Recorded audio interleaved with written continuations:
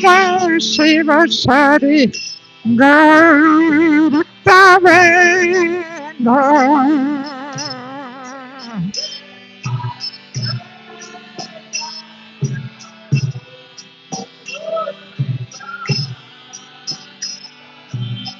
Shri Advaita Gadada Shiva Sari Jaya Shri Krishna Chaitanya Prabhu Nityananda Shri Advaita Gadada Shiva Sari Bhaktavinda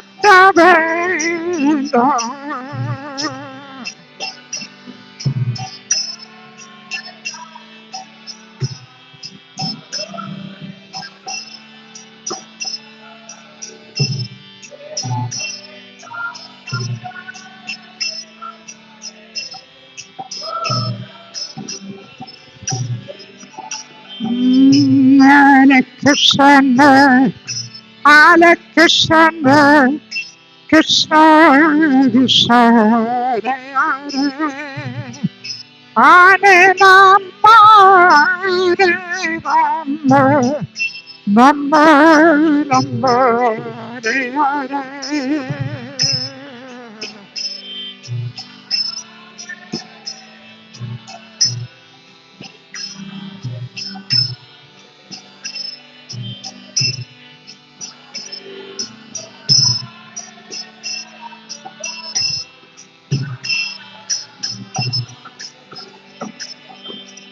Hare Krishna, Hare Krishna, Krishna Krishna, Hare Hare, Hare Rama, Hare Rama, Rama Rama, Hare Hare.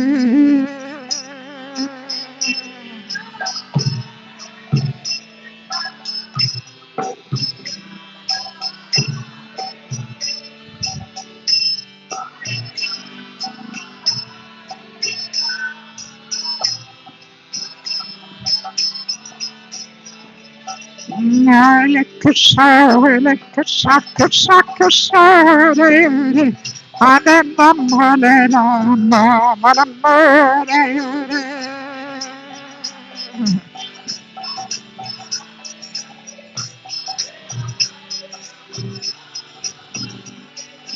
Hare Krishna, Hare Krishna, Krishna Krishna, Hare Hare, Hare Rama, Hare Rama, Rama Hare Hare.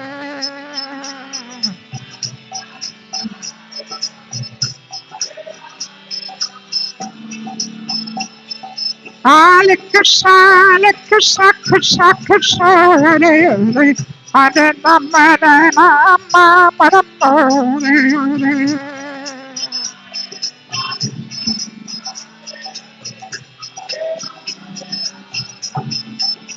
Hare Krishna, Hare Krishna, Krishna Krishna, Hare Hare, Hare Rama, Hare Rama, Rama Rama, Hare Hare.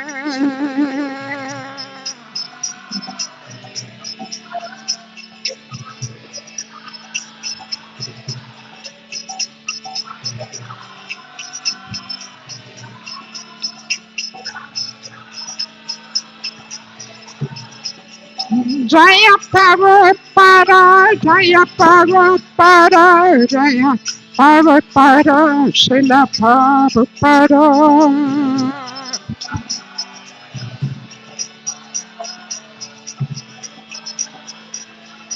Nitaga Niva, Nariva, Nariva, Nitaga Niva.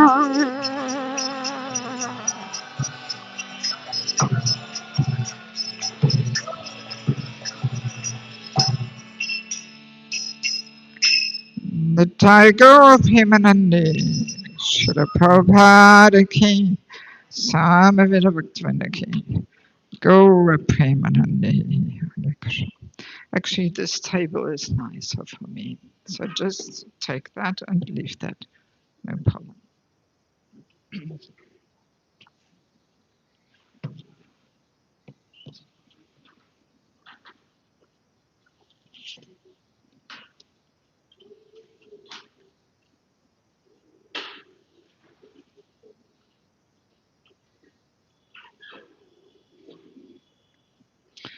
Om Manupistam Stabiram Yanubutale Swayam Upakaramayam Nanati Swabhatikam Namam Vishnuvara Kashavasa Bhutale Shimate Bhaktivedanta Swaminiti Namane Namaste Saraswati Deve Govani Pachayani Nivishesha Shanivari Pasatari Satarina Vanshakapa Jivasa Kripa Sinivevacha Patitanam Pavanebhyo Vaishnavebhyo Namo Namah Jai Shri Krishna Chaitanya Prabhu Nityananda Shri Advaita Gadada Srivasadi Go Bhaktavinda Hare Krishna Krishna Krishna Hare Hare Hare Rama Rama Rama Hare Hare.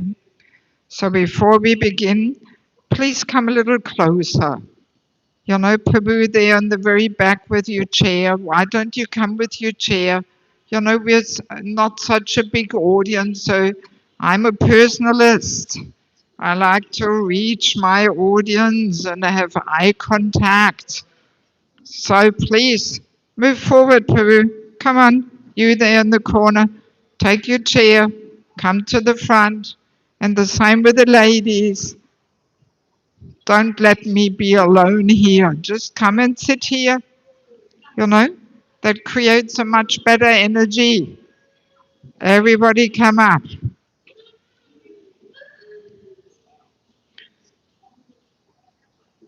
Yeah, only if the children are too noisy, then it may disturb me. So the children have to be quiet. And you ladies have the Hindi translation there? Yes, you will translate. Okay, good. So what about you two ladies? Just come closer. Hmm? Don't be shy. I like to see your smiling faces. Okay, so today's topic is the false ego. Why are you sitting there? Sit there. Otherwise I get a stiff neck. You know, just sit there so I can see you. Yeah. No, not so far in the back. Just here in the front.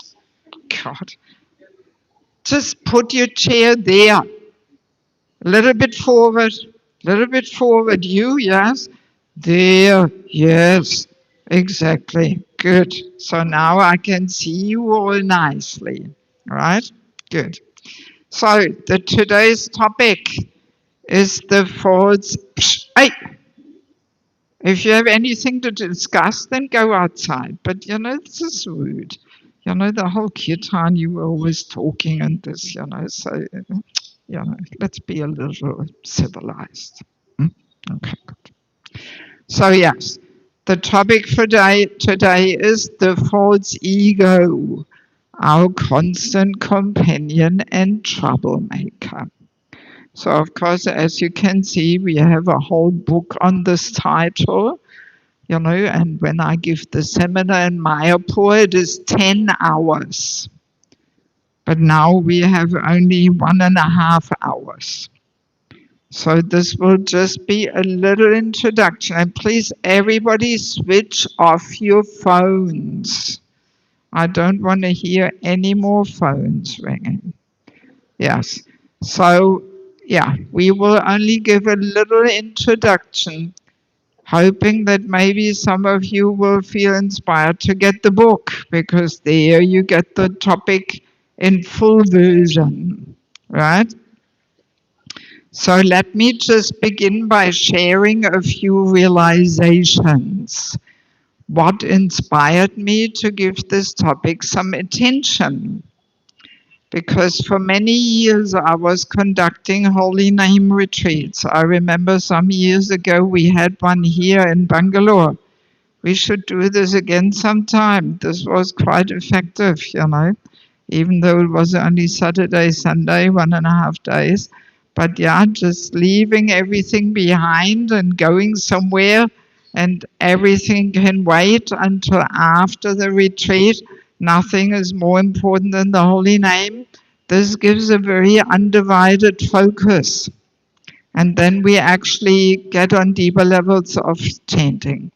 So after doing so many years holy name retreats all around the world, then one day this realization hit me that if we don't parallel to endeavoring to get on deeper levels of chanting, if we don't parallel also work on our false egos and dissolve that, then our efforts of chanting can be compared to an elephant taking bath. So this year I was in Kenya. They have a lot of elephants there. So what does the elephant do after taking bath? Immediately he takes the trunk and throws all the dirt back on his back. And that's exactly what we do, because we are so trapped in these false ego patterns of behaviors that after making all this endeavor of chanting, we just slide back into these patterns of behaviors. And we are stuck there, we are trapped there. And as we all know, Trinada Pisunichana, Mahaprabhu told us, we can actually only chant the holy name if we are more humble than a blade of grass and more tolerant than a tree. Which means false ego has to be at least a little bit dissolved. Yes. Only then we can actually receive the power and the benefit the holy name is carrying. So in other words, this effort has to go parallel, right?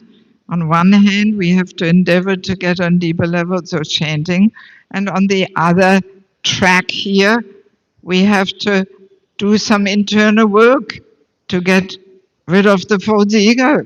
Otherwise, we are trapped into these ego patterns of behaviors, and we slide back in that, and then we are stuck. We don't go anywhere, And also, tense offense to chanting the holy name is to maintain material attachments even after understanding so many instructions on this matter. So, this is also the subtle attachments of this false ego gratification. That as long as we are attached to satisfying the false ego's demands, we are committing the 10th offense. Right? You get me? Yes? Yes? You with me all here? Yes? Yes. So, and that inspired me to give this topic of the false ego a bit more attention. I realized we don't get anywhere in our chanting if we don't work on dissolving the false ego, and it's a lot of internal work required. We often take this process of bhakti very externally, and we very ritualistically and mechanically, we do our little puja and we do this and that, and then, oh, thank God, I've done it all, but inside the heart, nothing transforms there. It all stays as it is. But we have to transform the heart in order for bhakti to be able to grow there. Hey, kids, if you want to sit here, you have to be quiet. Otherwise, go and play there in the back somewhere. Yes, it's boring for kids. Where's your mother?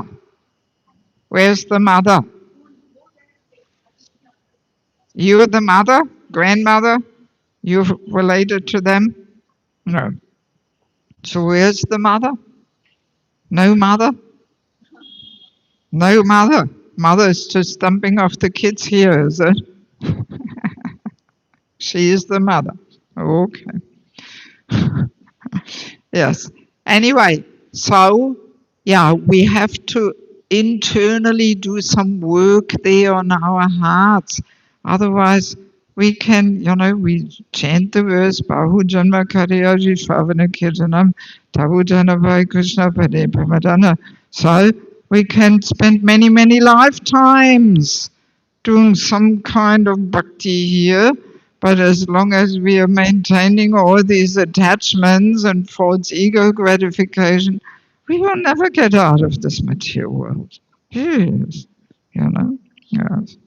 So anyway, that was one thing that really inspired me to give this topic a bit more attention. And then another thing is that the bigger the false ego is, the less we identify it. Yes, you would think it's the opposite way, that the bigger the ego is, the more easily we see it. But no, the less we can see it. Because the false ego blocks our ears, blocks our intelligence, we don't even realize. And in this regard, I had this funny little episode where one lady in Europe, I know her for many years, she has a very prominent and dominant false ego, and as a result, she always gets herself into tension with the other devotees. So at some stage, she was a little frustrated, turning to me, revealing her heart a little bit.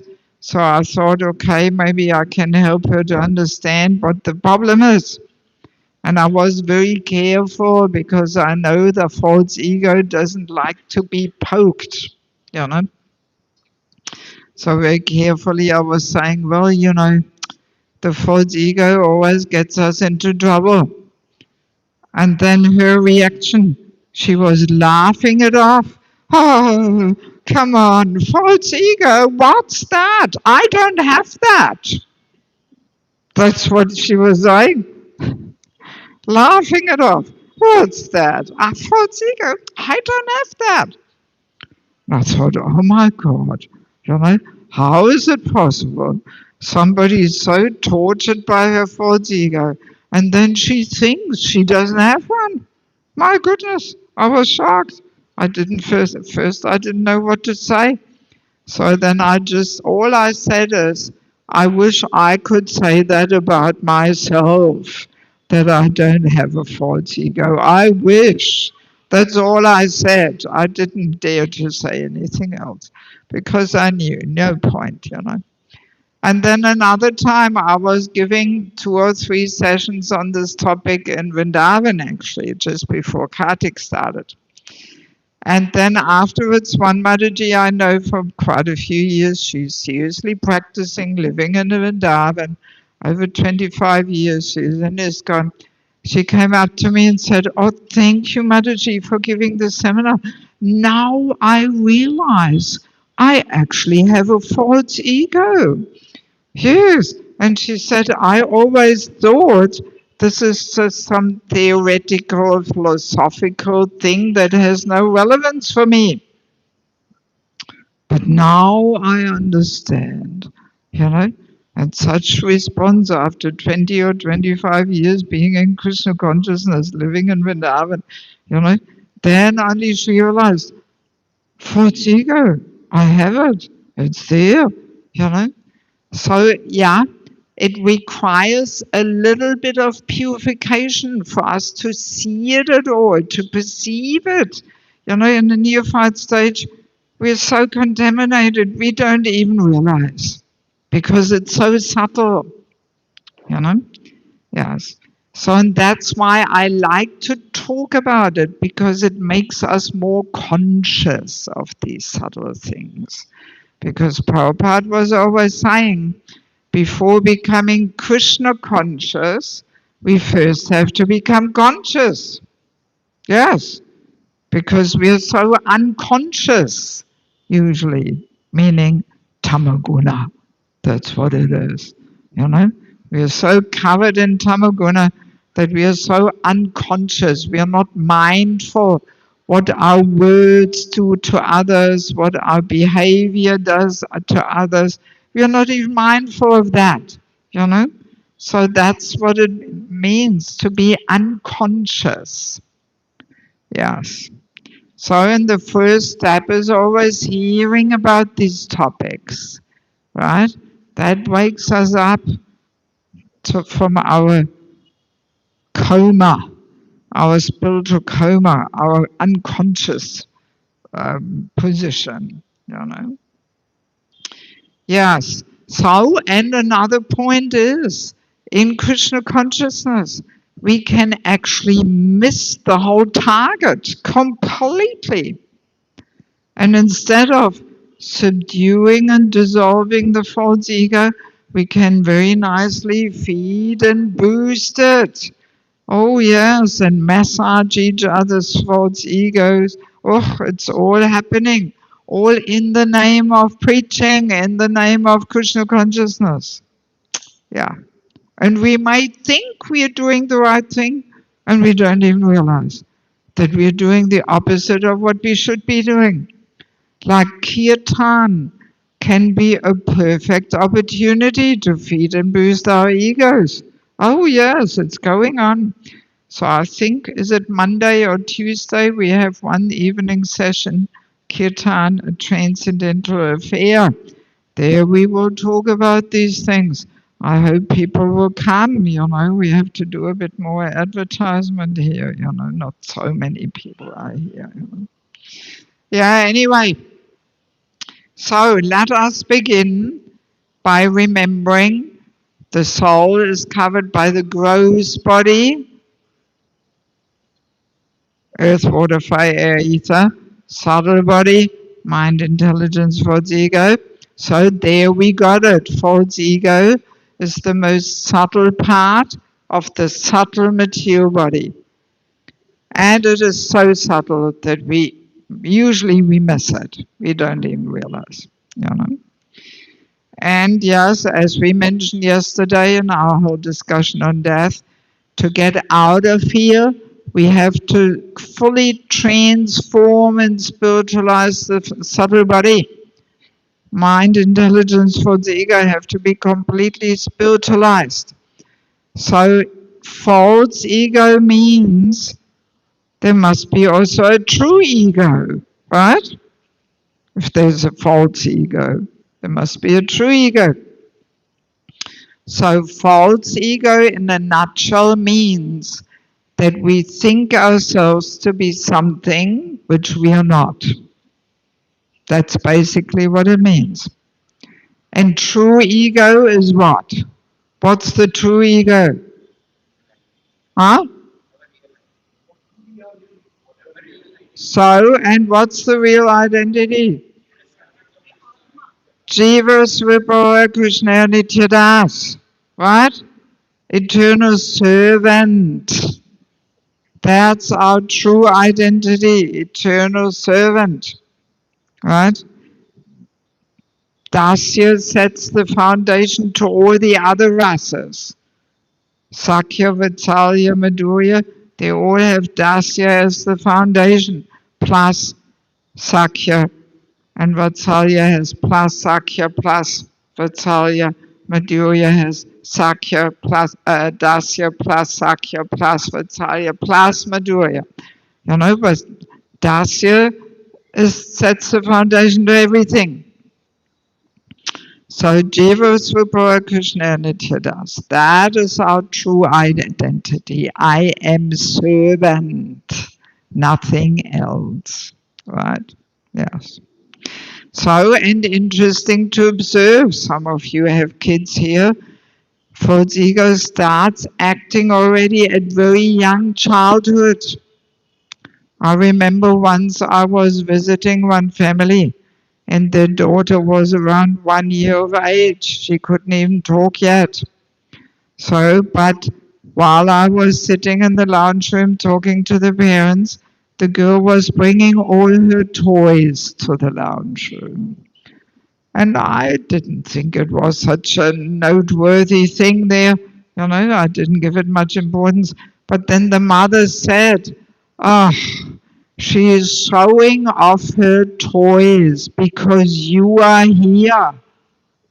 And I thought, oh my God, already at young age, 1 year of age, we want to show off. That's the false ego.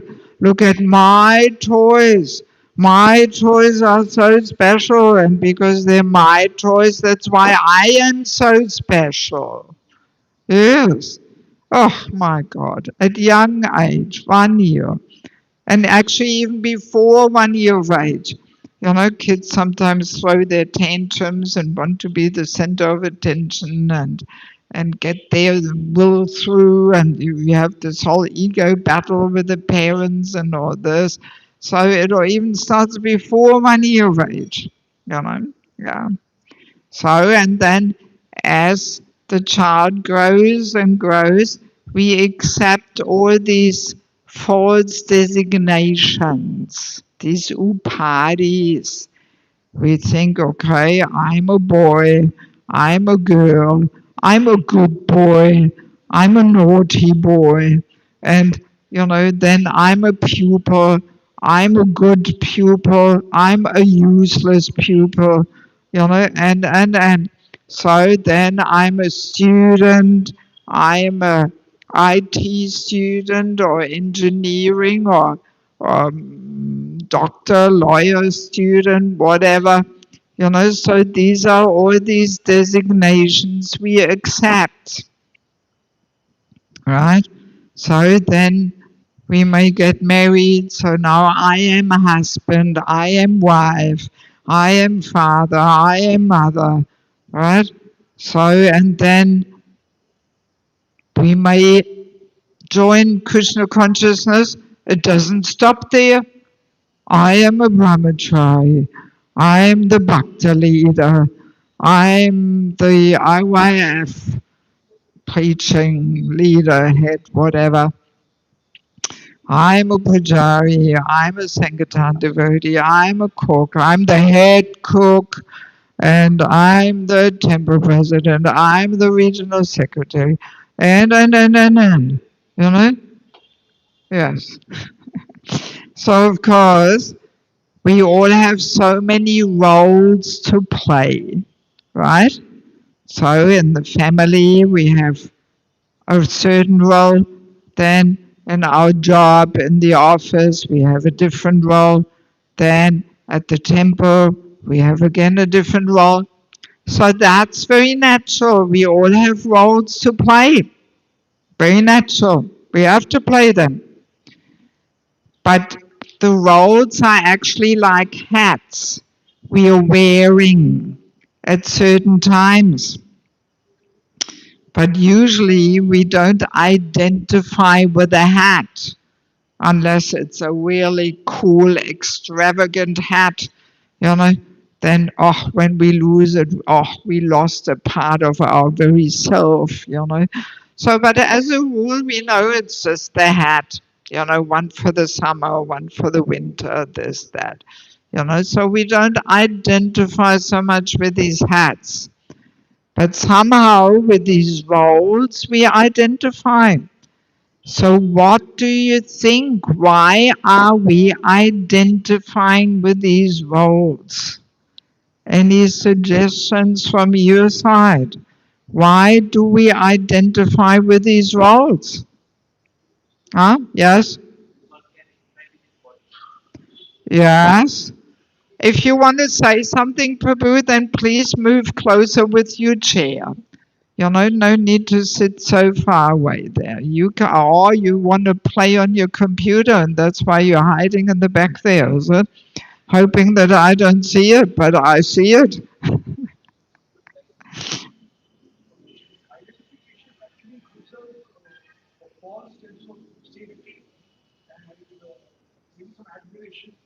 Exactly. It's the sense of importance. That's exactly what the fourth. Leave it as it is, please. Don't play around there. It's all fine. So the false ego wants to enjoy the sense of being somebody, some sense of importance. some little recognition and prestige. That's what the false ego is hankering for, right? Yeah. So, and of course, the bigger and more prominent the title or the position is, the more the false ego is lapping it up. Woohoo, I'm this and that and the other thing. You know? Yes, very easily. You know, this comes. So, yeah, that's why we get attached to these roles, because they give us this subtle sense gratification of feeling important. Yeah. So, and that's why we get attached. That's why we identify with them. You know, that's why we forget our true position of being servant and nothing else. We completely forget that. So let's do a 2-minute exercise. Everybody turns to your neighbor and you share which role are you most attached to, that giving it up is almost worse than death. You know? Yes. Just to become a bit more conscious. Which is the role we are most attached to, which gives us this sense of being somebody important. You share with your neighbor, not with me. Everybody shares with your neighbor. Be honest.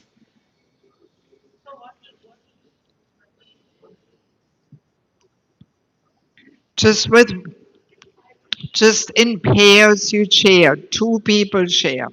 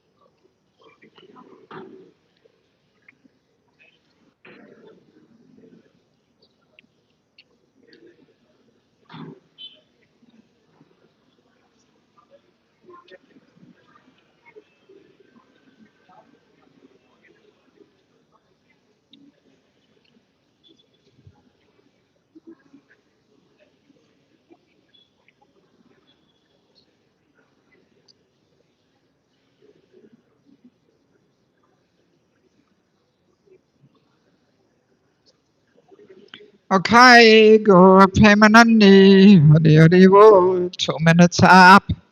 Hari Hari Bol. Hare Krishna. Finish. Yes, so everybody had something to share. I hope it was about the topic and not something else. So even the I am a brahmachari. Whew, that can be a big one. I'm not talking about you personally. I'm happy that you're here and you're coming, you know, but I've seen it, that people are so attached to this saffron color because this brings some glory, you know. Oh, yes. And, you know, I'm pretty perceptive. I can kind of pick up when the boys are not properly established and situated in their ashram, you know. Yes. So, but often they're just hanging there, hanging on to the saffron cloth. Oh, because giving it up, oh, what will everybody think if I'm in white? You know, that's always the false ego whispering in our ear. What will everybody think now of me? You know, that's the false ego when we are so concerned what other people think about us, you know. And I remember once I was in Europe at a big festival and I gave a few sessions on the seminar. There was a whole bunch of brahmacharis sitting there. And I was making this point, you know, that brahmachari, we should reflect a little bit. Am I just in saffron to get that false ego gratification? Or what is behind it? So, and then a year later, I came back to that place. And then one boy who was in saffron, he came up to me and he said, remember, Mataji, when you gave the seminar last year? Whew, that really made me think. I was reflecting and I realized I'm just in saffron because of the whole, false ego thing. So, and then he put on white. Now he's happily married, has 2 kids, good greenhouse, but he realized it's just a false ego thing. Why I'm in saffron? I'm not even feeling properly situated in this ashram. My consciousness is somewhere else. I'm looking at the ladies and all this. So then better be an honest grihastha than some false brahmachari there. Yeah. Oh yeah, I know here in India in some temples there has also been some big scandals.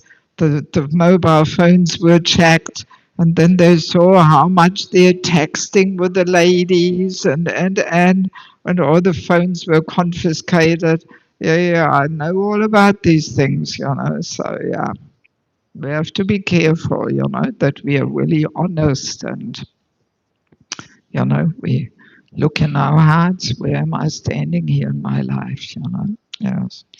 Yeah, so and of course for the men, especially also when they have some title, some position, there's very easily, give some big gratification there. I'm a senior, I'm a brahmana, all these kind of things there, yes. I'm the head of whatever. And for the ladies, I'm a mother. That can be a really big one, because mothers sacrifice so much more than fathers. Yes. That's why Prabhupada always says the purest form of love is between mother and child. He's not saying between father and child, it's mother. Because mother's first guru, she sacrifices so much 24/7, she's running.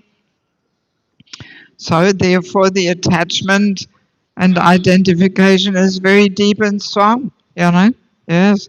And often we see when the kids are 15, 16, that's actually the time when we have to take off this I am the mother's hat. And we have to put another hat on. I'm friend. Yes. Sometimes we see how difficult this is for mothers. Even if the son is 45, she's still chastising, correcting, disciplining, instructing him.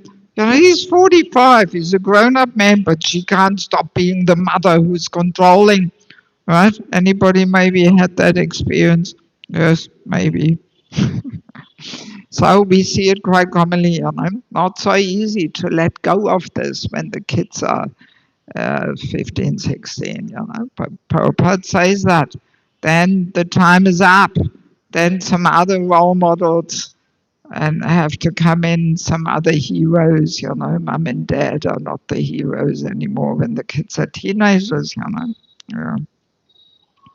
Yeah, so anyway, it's good to assess ourselves a little bit where we have our favorite hats here, which we are attached to.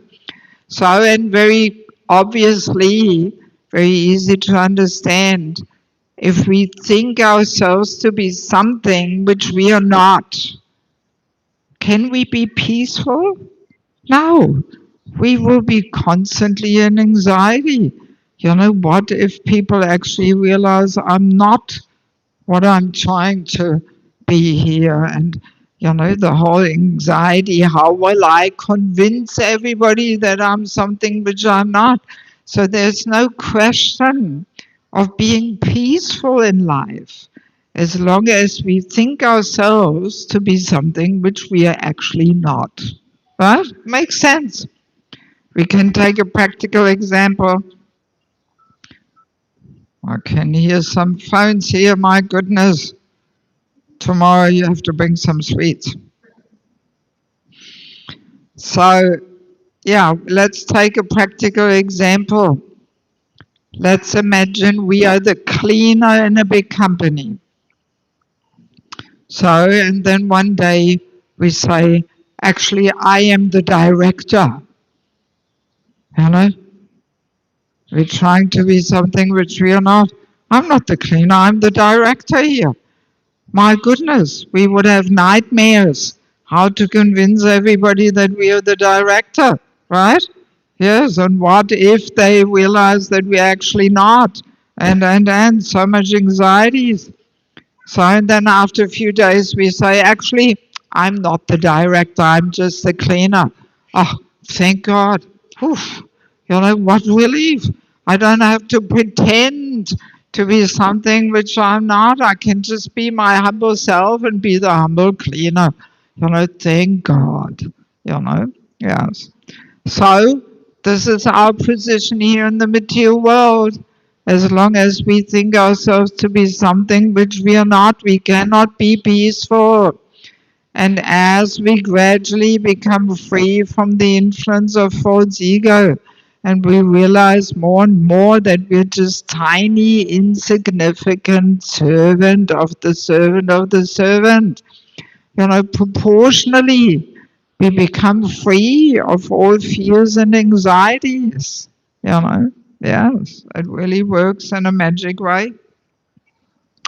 Also, Prabhupada gives this nice analogy. Maybe some of you have heard me saying it before. Prabhupada says in one purport that life in the material world is like a nonsensical stage performance. I really like that one. Nonsensical stage performance. That's exactly what life is. You know, every lifetime we can imagine on a stage some crazy circus on the stage. And we play our role.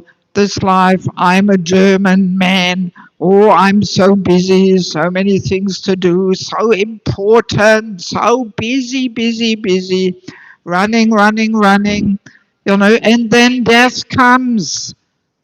Curtain closes, show is over, finished, right? So, then next life, new nonsensical stage performance. Next life maybe Indian woman.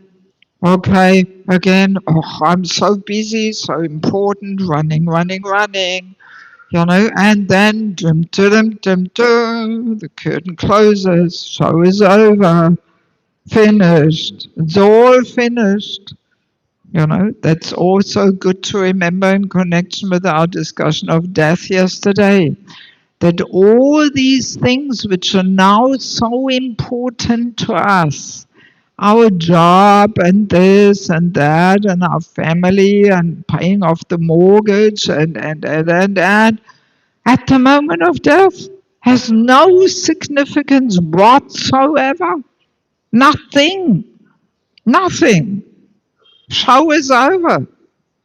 Finished. Has no significance. Good to remember this, Prabhu. Good to remember. Yeah. It's all part of the nonsensical stage performance. The only thing we're allowed to keep is my relationship with Krishna. That's eternal reality. But the whole crazy circus here is just a very illusory, temporary, flickering reality. It's like a nightmare. And at the moment of death, finished. Yes. So, and it's the false ego which entangles us in this nonsensical stage performance, lifetime after lifetime. That every time we think, oh yes, I'm so important, so many things to do, I'm a German woman, I'm an Indian man, and you know, yes. Yes. So now, actually, let us have a look, or let me see. There's a few more things I want to talk about, but just maybe before I continue with the next topic, that was just a little introduction. Let me see if anybody has some questions just about what we discussed. Don't ask anything which we have not discussed.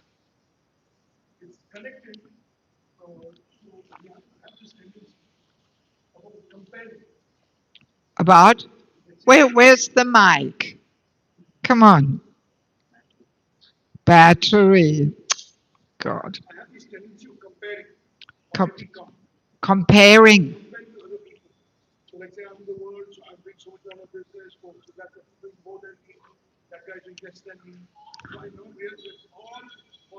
Yeah, definitely.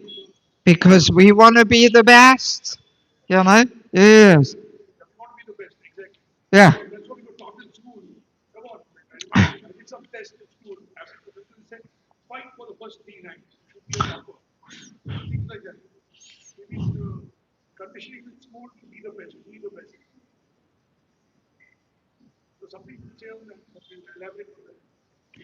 Well, I mean, see, material life is all about feeding and boosting the false ego.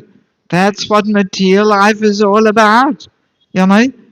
And success is measured in how much I can show off and how much I can, promote myself and step on everybody's head and get up there.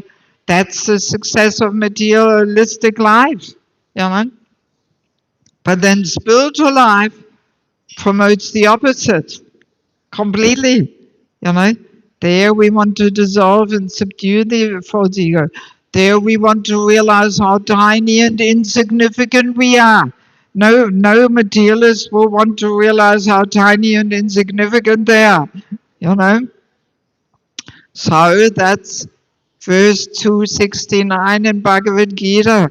What is day to the common person is night to the introspective sage, right? So that means what is success for the materialist is what for the spiritualist? You tell me. What is it? Failure, obstacle, hindrance, right? Yes. And what is success for a spiritualist is what for the materialist? Yeah, a weakness, being a loser. You know? Yes.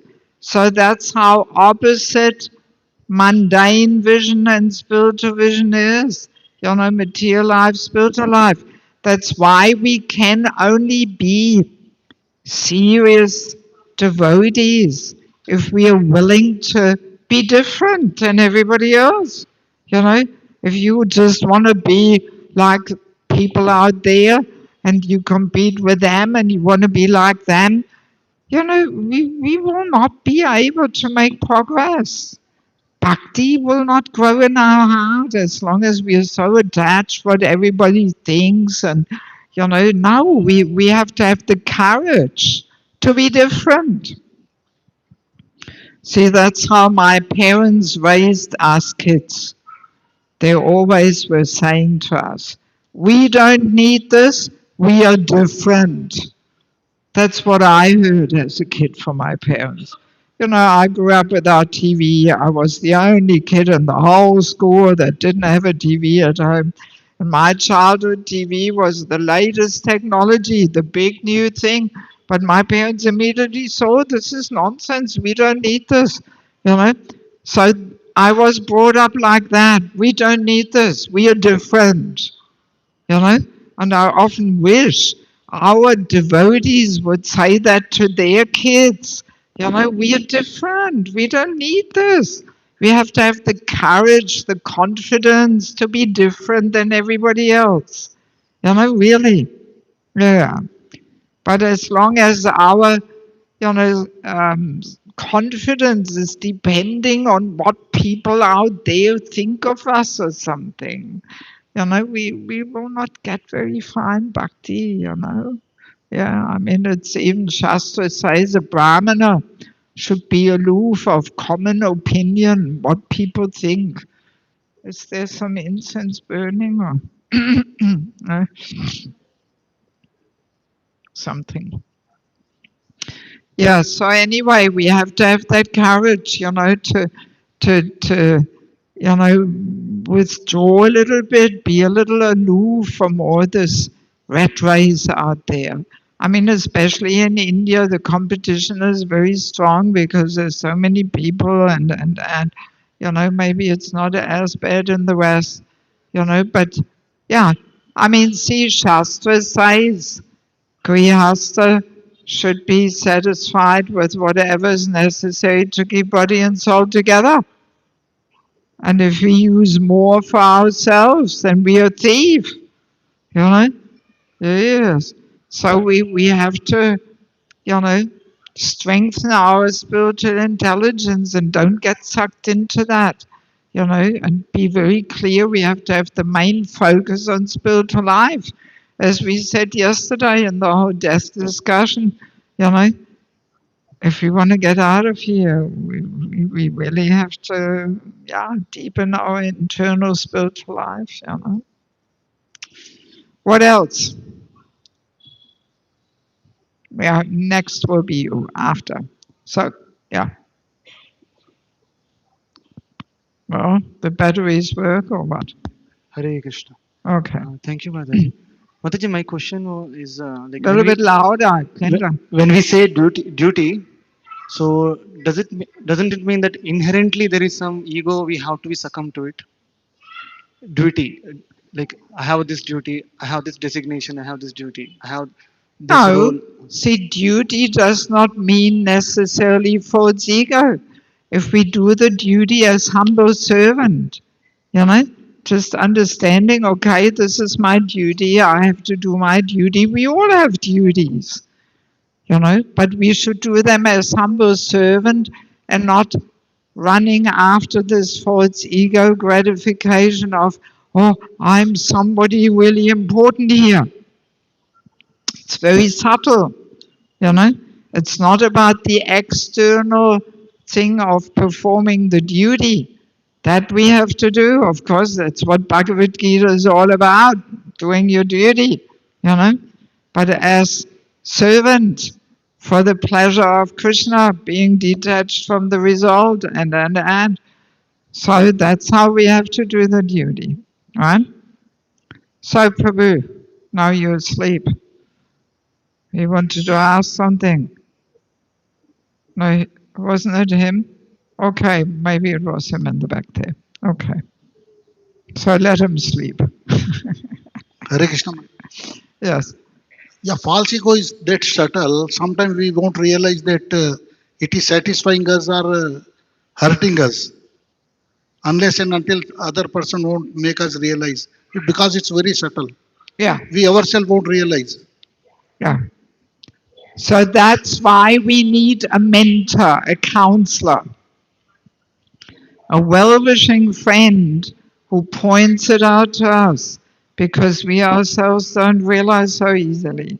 So we need this well-wishing friend in our life who is more experienced than we are, and where we know this person has no other interest except my spiritual growth and development. Such a person we need, because these things, envy, false ego, they're so subtle. And unless we get the help of such a well-wishing friend who we want to be corrected by, very difficult to make progress. That's what this whole sheltering relationships book is all about. Very important topic. We have lost a lot of devotees, because Krishna gives us some tests. And very easily it happens so often that devotees get offended, some misunderstanding, some conflict. Oh, and devotees get offended. Being offended is always connected with the false ego, because the false ego demands justice, fairness, revenge. So being offended is a sign of false ego. And then we take shelter of this false ego instead of taking shelter of a mentor, a counselor.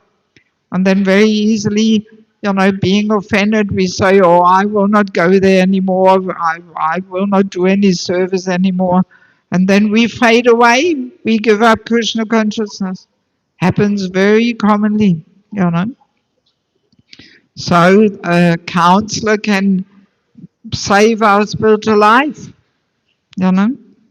And that person can tap us on the shoulder and say, hey, it's enough, just cool down. You know, you're a little on the false ego level here. You know, just relax. Try to think, what is Krishna trying to teach you here? And you know. So, yeah, that we need. Any other questions about false ego, what we discussed so far?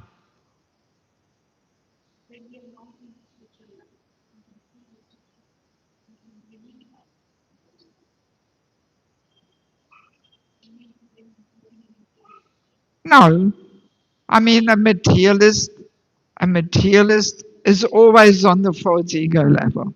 But it's not that we need a false ego to function in the material world. I mean, you look at Prabhupada, you know, he was also for some years having his pharmaceutical business, but already then he was free from false ego, you know.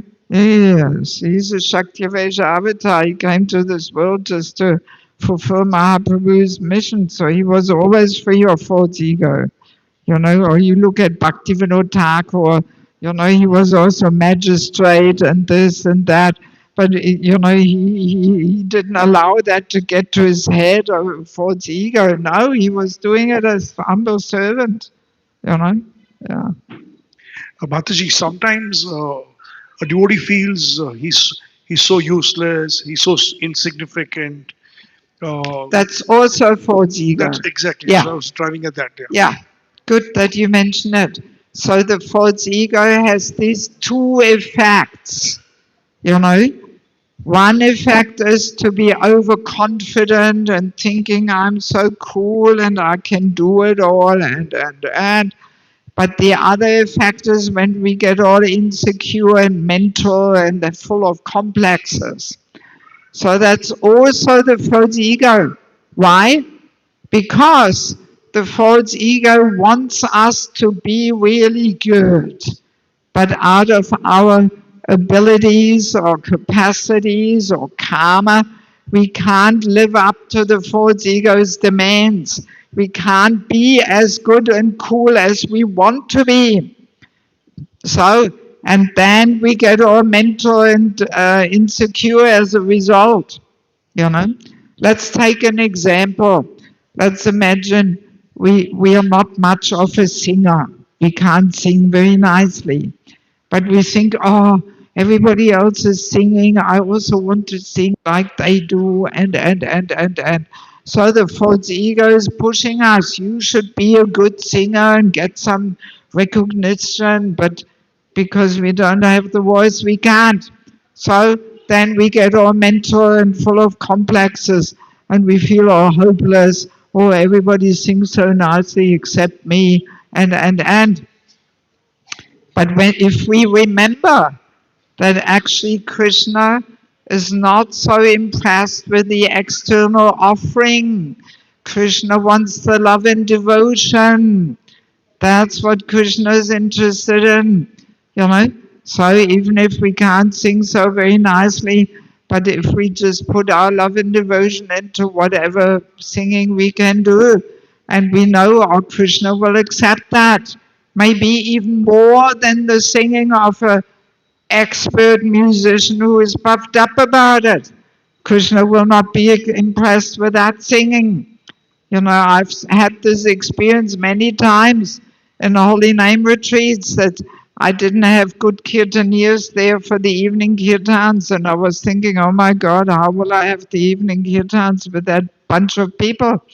You know, but then often these kirtans were even more sweet because the person was humble, knowing, well, actually, I'm not such a good kirtanier, but okay, let me try to serve the devotees, whatever singing I can do. And these kirtans were often so much more full of devotion than, oh, this, you know, puffed up singing there, you know. So once we see things a little more deeper, then we will not get all mental if we can't bring such good result. because we realize Krishna is not actually interested in the result. Krishna wants to see the love and devotion, you know.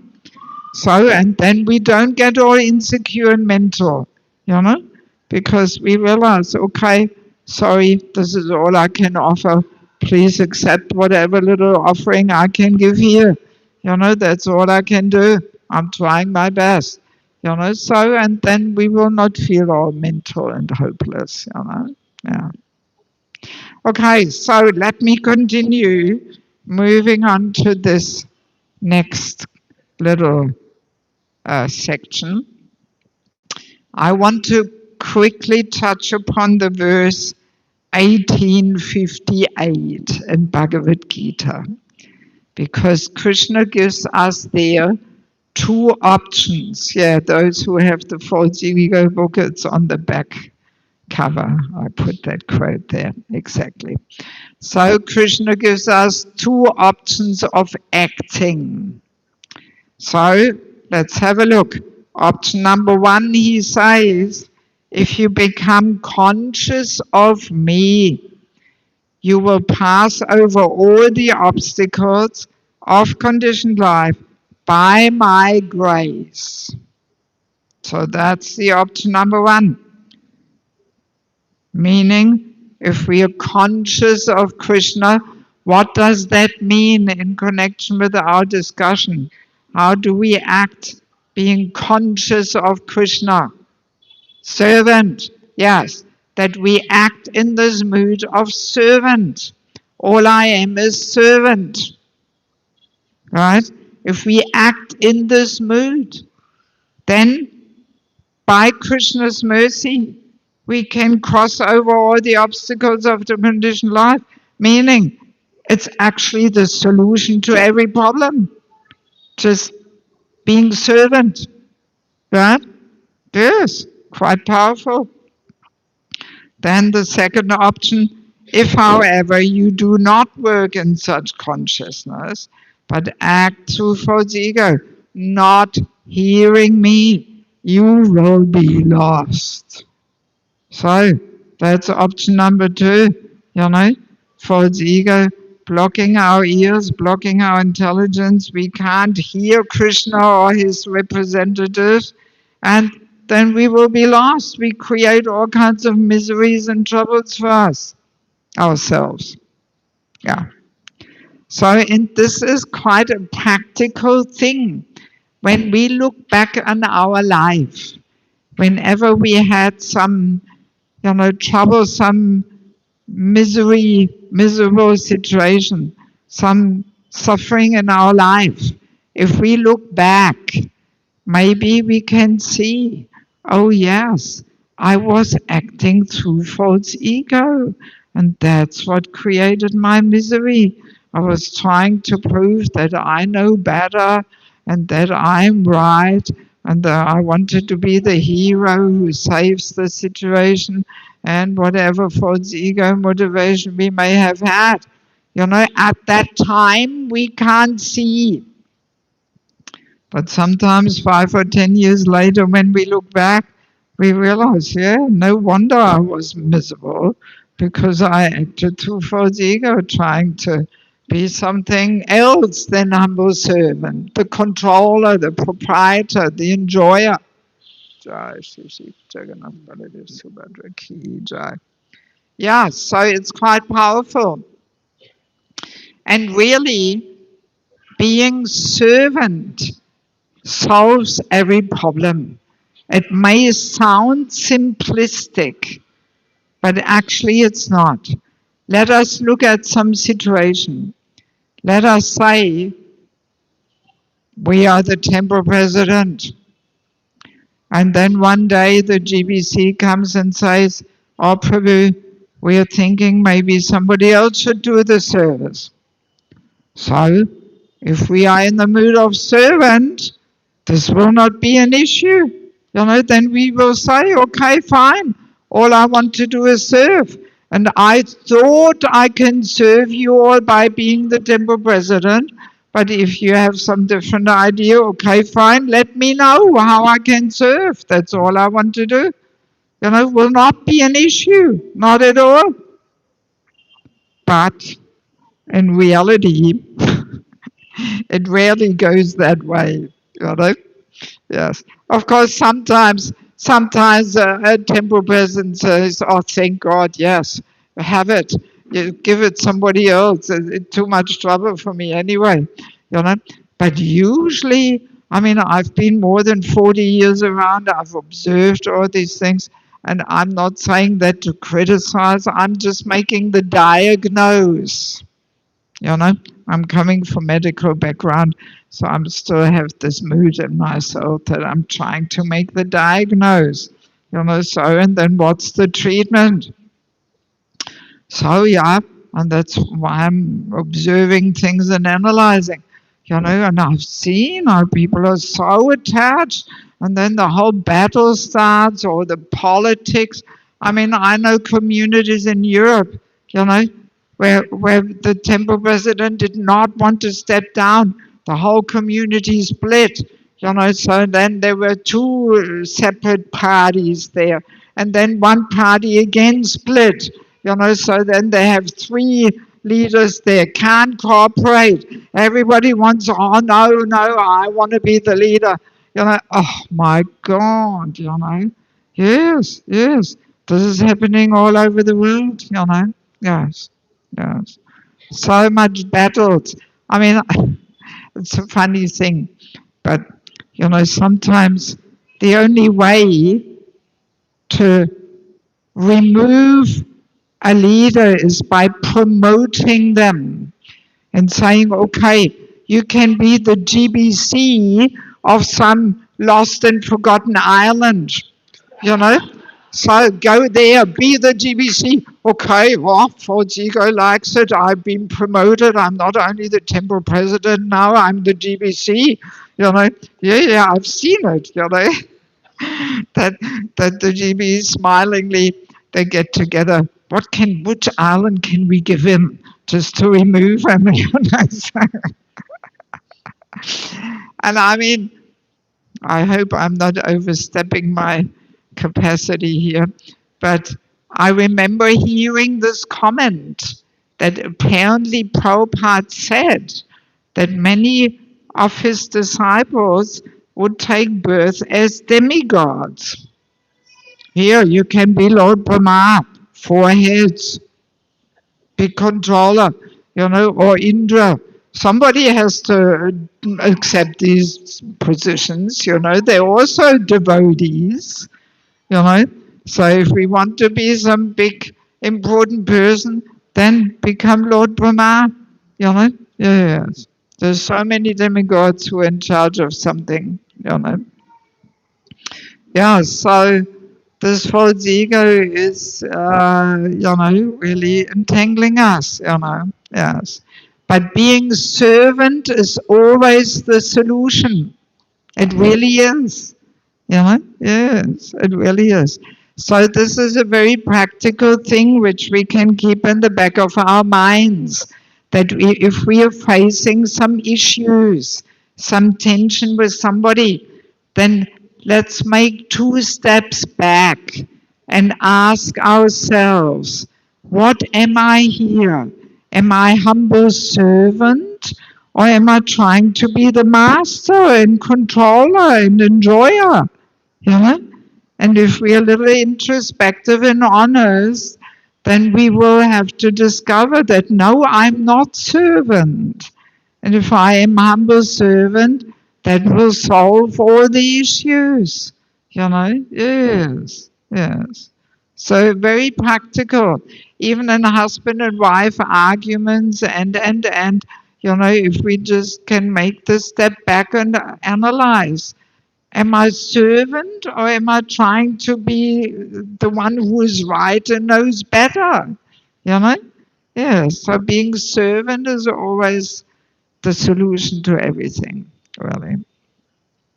So in this verse, it's not only giving us this point, but it is also making another point, namely that there are 2 motivating forces in life. Yeah, there is, in material life, there is this false ego, ambitiousness. There, that's the motivating force, that we choose some designation that we feel will give us a lot of satisfaction for our false ego. I want to become a doctor, a lawyer, whatever. And even in ISKCON, we often take this into our spiritual practice because that's the motivating force to success in material life. And then very easily we take that into our devotional life too. I want to become a sannyasi, a guru, a worldwide traveling kirtaniya, preacher, there's that and the other thing. So that's the material motivating force, right? But then in spiritual life, what's the motivating force there? You tell me. What's the motivating force in spiritual life, in bhakti? Huh? Guru's order, yes. And what else? The compassion. Compassion, oh, that's already elevated. Now, what's the basic motivating force? To please Krishna. To serve. Let's keep it simple. All I want to do is serve and please Krishna and his devotees. All I want to do is serve, serve, serve. That's the motivating force in bhakti. Yeah. And interesting to understand that if we have this mood of simply wanting to serve, then Krishna recognizes that in the heart. Paramatma is there. And Paramatma will arrange that at the right time, the right doors and opportunities open up to us. Yeah. That's how it works in bhakti. So we don't have to plan a whole big career in Krishna consciousness. No, all we have to concentrate is on serving. And it's very natural, even practical and simple, that if we genuinely give ourselves in service, our authorities will recognize that. And they will think, oh, this fellow can take a bit more responsibility. Or this Mataji, she can actually take charge of this and that. So it attracts that merciful attention to us, and then we are empowered. We get the mercy and the blessings. So that's the path to success in bhakti, not this ambitious false ego motivating force. No, simply wanting to serve. Yeah. Give examples. Well, we can look at our first generation Prabhupada disciples. What empowered them is that they were willing to sacrifice their life to serve Prabhupada. I mean, in the early days, there was not even any Bhakti Shastri and all these things, but these devotees who were still around, they had that mood of simply sacrificing themselves in service and pleasing Prabhupada. And that attracts mercy, I remember once when I was giving that course in Mayapur, then one of the boys there in the audience, he said, but Mataji, were you not planning to become an author and a worldwide traveling preacher? No, I had never had that plan, my God. Never, no, not at all. But I was trying to give myself in service, whatever it was. I did so many services, and whatever I was doing, I was really trying to give my very best. Yes. And as you were saying, Guru's order, especially writing, preaching, has to be ordered by Guru. Yeah. If we want to do anything in Prabhupada's mission, we need the blessings, the empowerment. You know, in material life, we can be successful on false ego drive, but spiritual life doesn't work like that. We need some little empowerment from Krishna and Guru. And how do we get that? By showing our willingness to sacrifice ourselves in service. Yes, that's what attracts Krishna's merciful glance. That's what brings empowerment. Yes, yes. I mean, any of you have met Shivaram Swami? But you heard of him? Yes, yes. So he was the one who ordered me. You have to write. Yes, I was shocked when he said that. It seemed to me an impossible thing. How would you ever go about it to write a book? You know, I had no clue. And every time I saw him, he said to me, "Now you've got your Institute for Spiritual Culture. Where are your books?" I was completely shocked. Yes, yes. I never thought that. But now, so many young devotees, oh, I want to write. And, now the order has to come from Guru. Yes. Because we may think we are such a fantastic preacher and writer.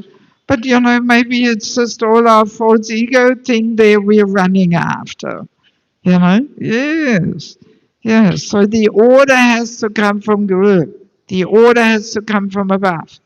Because we cannot really transform people's hearts without that empowerment from Krishna. At least a few drops of that we need.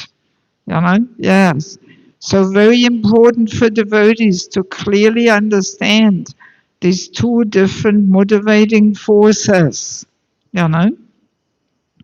So, but one thing, just to balance it a little bit, in a neophyte stage, we have not cultivated this motivating force of servant. So, and then we need a little bit of the false ego. There's some little good thing in the false ego motivation force too, because at least it gets us going and doing something. Otherwise we just all get sleepy and tamaguna and lazy. So while this motivating force of wanting to serve and please Guru and Krishna, while this is not motivated, we need a little bit of false ego motivating force. But then we clearly have to understand eventually we have to transform our motivating force. We can't run forever on this false ego ambitiousness there. We have to transform and simply hold the way to this mood of wanting to serve. Yes. Yeah. So, and grihastha life, we can say this false ego motivating force is a pretty important element in that, because that's what makes a person responsible. My wife, my children, my house. Yeah. If it's Krishna's, then we don't worry about it. Like, unfortunately it's like that. See, like in the West, temples cannot afford to pay a driver. No. You have to pay 2,000 euros a month to pay somebody. Yes. So no temples in the West have a paid driver for the temple cars. So, and in the West, the temple cars, they always are very badly maintained because every bhakta drives them, everybody bashes them around, nobody washes them, hardly anybody serves them, services the car, The temple cars are always bombs. So it's a little different here in India. But yeah, no, not different. Huh?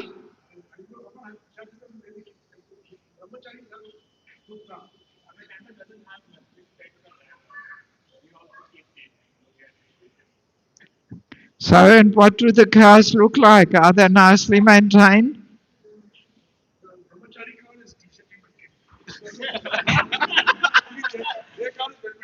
I mean, the secret is to give people that sense of ownership. You know, this is your car. When I was a brahmachari in Sydney in Australia, I was on Sankirtan. So I had my Sankirtan car. I had the keys. Everybody had to ask me if they were allowed to use it, you know, and I was in charge. So then we used the false ego. It's my car, you know, and that makes us responsible. You know, so in the West, you can clearly see the difference between temple cars and the Grihasta's private car. Oh, if it's my car, then I'm very attentive and I polish it every week. And oh, you put a scratch into my car, you know. But temple car, if nobody has the sense of ownership, you know, nobody takes care. Yeah. So that's an example how the false ego has some little good aspect too. You know, yes, because grihasta life, you know, especially the men also, they become more productive and more responsible and dutiful through this I, me, and mine. You know, yeah. I've observed, like we have farm communities in ISKCON where people don't have the greenhouses, don't have the sense of ownership. They don't own anything. And this doesn't attract people who are capable, because the capable people, they want to do their own thing. They want to pass something down to the kids and, you know, and they give in charity. That purifies this I, me, and mine, to give in charity, to receive gas and, you know. But if there's no sense of ownership, if we just give the grihastas a little place to live, some prasadam, you know, then they don't try their very best. Another example is when I was married, we started the temple in former Soviet Union. So we had a temple shop. And when it was a temple shop, and the people were just serving there, nobody showed any interest to get the shop off the ground. You know, yeah, they were just sitting off their time. Thank God now I can go home. You know, and they were not looking, or maybe we should try this item, that thing, or it's Mother's Day coming up. Let's make some special, this, that. You know, so very quickly we realized that. And then we put people on a percentage. So you are the shop manager, you get a certain percentage. Oh, then people were getting active. It's my shop and my income, and then they were motivated. You know, yes. So the false ego has some little good thing in there too, you know, yes. But eventually we have to get off this false ego motivating force, you know. Yeah, so no need to be all negative about the false ego, you know, it has some good part too. Same with the ladies too. You know, in the Western world we have women's ashrams, you know. So, and often the ladies come to the point where they say, oh, 5 hours service. Oh, I'm so tired. I don't have energy. 5 hours service a day. And I'm always telling them, well, in no other situation in life you can get away by just doing 5 hours. You know, if you have a job, it's 8 hours. If you're mother, it's 24/7. You know, what is this? Oh, I have no energy. So, and then as soon as they're married, oh, my husband, oh, then they're getting going. You know, they're making cakes and this and that. Oh, I wanted my husband, my kids, you know, so that gets them going, you know. Yeah, you can see it, Yes. So I like to see the false ego like Krishna is tricksing us. Through the false ego, he gets us responsible, you know. So initially, that false ego motivating force has a place there, because otherwise we would just be too sleepy and do nothing, and no energy, can't do it, you know.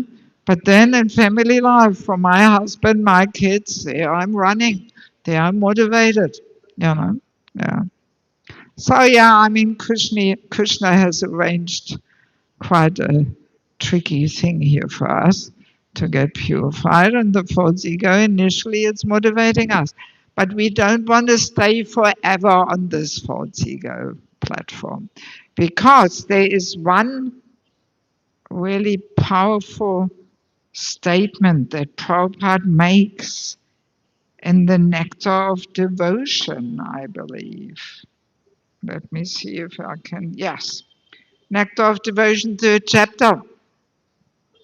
Prabhupada says, anyone who has any desire or aspiration for satisfying his senses by becoming more and more important, either in the material sense or in the spiritual sense, cannot actually relish the really sweet taste of devotional service.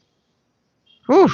When I read this the first time, it really hit me, that as long as we maintain this desire of becoming an important person, either materially or spiritually, what are we tasting?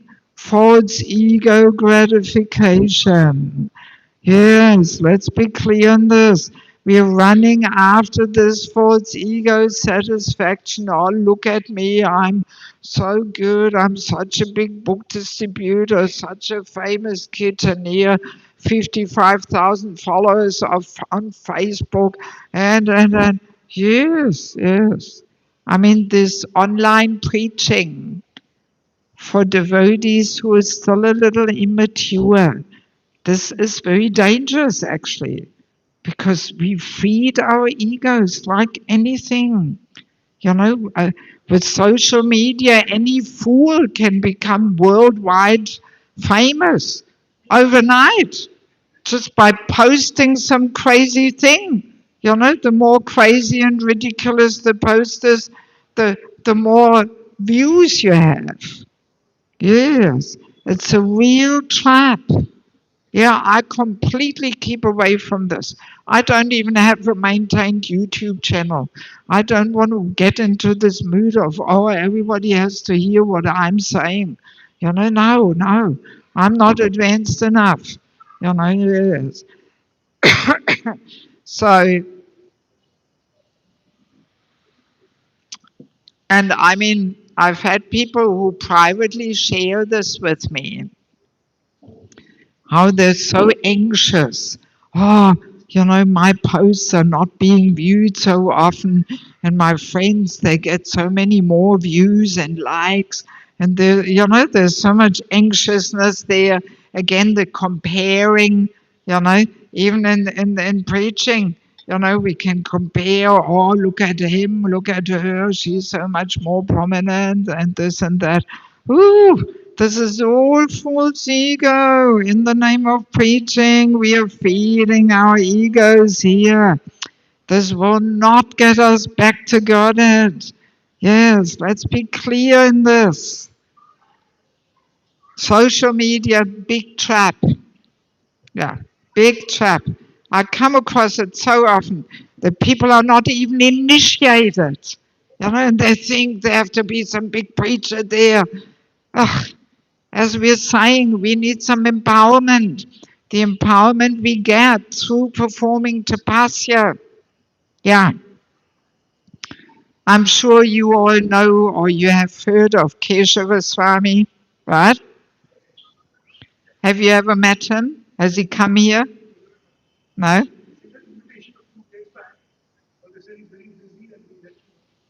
Yeah, I mean, he is a pretty charismatic personality, you know. Yes. So he was once asked how he became so successful. And you know what his answer was? Through all the tapasya he performed for so many years as a brahmachari. Yeah, that's the secret. So first we have to perform tapasya. Yes, yes, yes. And that attracts Krishna's mercy. Oh, that devotee is willing to sacrifice all their comfort for the sake of pleasing me. And that gives the empowerment. Yes, yes, yes. You know, I mean, I don't know how many years he was a brahmachari, but at least 15, 20 or something, maybe more. Here, Tapasya, living in a van, traveling, book distribution, you know. Yes. Yeah, I'm not sure if I should tell a little bit about my life, but whatever little preaching I can do is a result of severe Tapasya. I was living in a van at minus 15. Minus 15, I was living in the van, going on collection in Norway for Bangladesh. My water bottles, when I got up in the morning, was solid block of ice. Yes, yes. I had all the condensation water was little icicles inside my van. You know, yes, severe tapasya. That's how I lived for quite a few years. Yes. So whatever little preaching I can do. I'm not learned. I haven't done Bhakti Vaibhava and this and that. But no, whatever little preaching I can do is simply Krishna's mercy because of these tapasyas. Yeah. Or I could talk much more about it, but I don't want to glorify myself, what I've all been doing, you know. But yeah, severe tapasya for many, many years. Many years. I had no plan to travel and write and travel the world and preach and write books. This was not my plan. Not at all. You know, just severe tapasya. Yeah. Yeah. Minus 15 is pretty cold. You know. Uh, so yeah, I mean, yeah, the early days were different. You know, we were performing all kinds of crazy things. You know, yeah, just to please Guru and Prabhupada and so many things. You know. Yeah. Yeah. So in any case, you know, we have to be very careful, deeply understanding. First, we have to purify our heart by performing some tapasya, and that attracts Krishna's merciful glance and some little empowerment. And then maybe on the order of Guru, you know, then we can preach, you know. Yes. All right, so do we have any questions on this? Yes, Prabhu.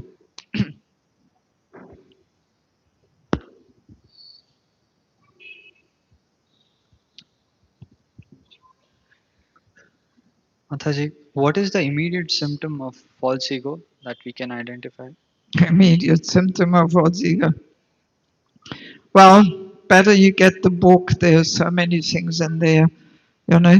But usually the more false ego manifests, especially when we have to serve in cooperation with devotees. That's where it comes up. That's why the serving in association of devotees is so important, you know.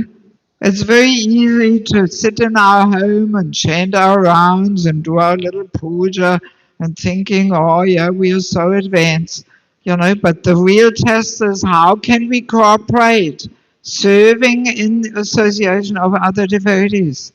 That's where the ego rebels, you know.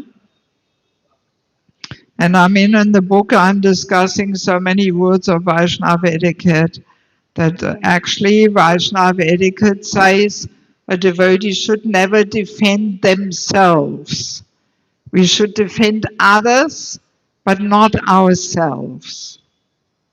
Yes, because if we defend, What do we defend? The false ego, nothing else, you know? And this is again so subtle, we don't even realize. Practically every day we defend ourselves. But actually it wasn't me. We blame others. That's the classic way, of false ego, defending ourselves, that we blame others, we blame the external situation, we find excuses. This is how how the false ego makes us feel I'm right, everything is okay with me, it's all his fault, it's her fault. Classic thing in married life. He blames her, she blames him. This is all false ego stuff. This whole thing of who is right, who is wrong, just see, I told you, didn't I? I mean, family life is the opportunity to get rid of the false ego. Yes, that's why it's so purifying. In fact, you can only keep a marriage together when you're willing to work on yourself and accept guidance and not just blame each other all the time. But now people don't want to do this internal work. They rather separate, get divorced just to be right and keep their false ego thing there. Yeah. Mataji, does like being a servant work in like office settings and very material circumstances? Yeah, of course. Because I mean, even in the material world, in the professional world, I once read an article, from some German website, and they were saying how it is such important quality for a leader to be humble. And I thought, wow, even the non-devotees realize that humility is an important quality for a leader, that he's humble, that he doesn't always think he's right, that he's got the strength to apologize and admit that he made a mistake. Oh yes, even out there they know it. Who wants to work under some puffed up, arrogant leader, No, nobody feels happy about that, you know? So, yeah, some humility, wanting the best for the people who he, is in charge of, and really uplifting them, wanting them to grow, being their servant. That also works out there. Yeah, of course. Yeah.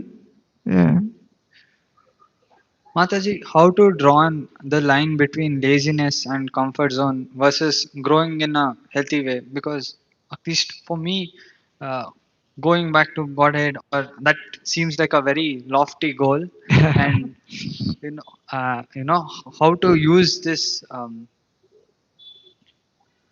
What? false ego in a more productive manner.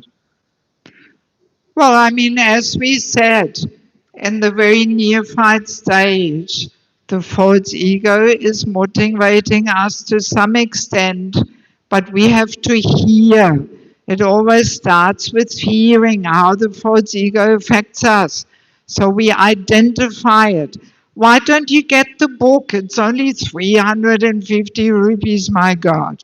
And there's a whole discussion, so many tools, practical tips, steps, what to do about it. That's why I write it. So please come and take one, And then you study the book. And if after you read the book you have more questions, then you can write me an email. Okay? So yeah, it's getting late. So just in case, let me one more time very quickly say a few words about each book, just in case somebody's here who was not here yesterday. So we have Spiritual Culture, Krishna's Divine System. This book is all about women. Give me the Entering the Grihastha Ashram book. Yeah. Yeah, so this book is all about women because we women have a powerful Shakti. We should be the power of inspiration to the men and not compete with them. But now man-woman equality, the women tend to compete with the men. And the men don't like that. Maybe you noticed. So any woman who wants to have harmonious relationships with men in her life, please read this book. You will find a lot of good things there.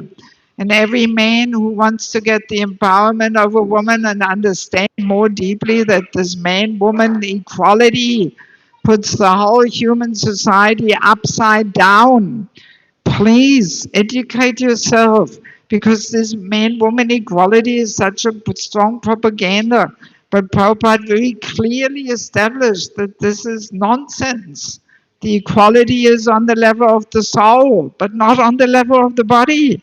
You know, it's bodily concept that we apply this on the bodily level. Yes. So important reading.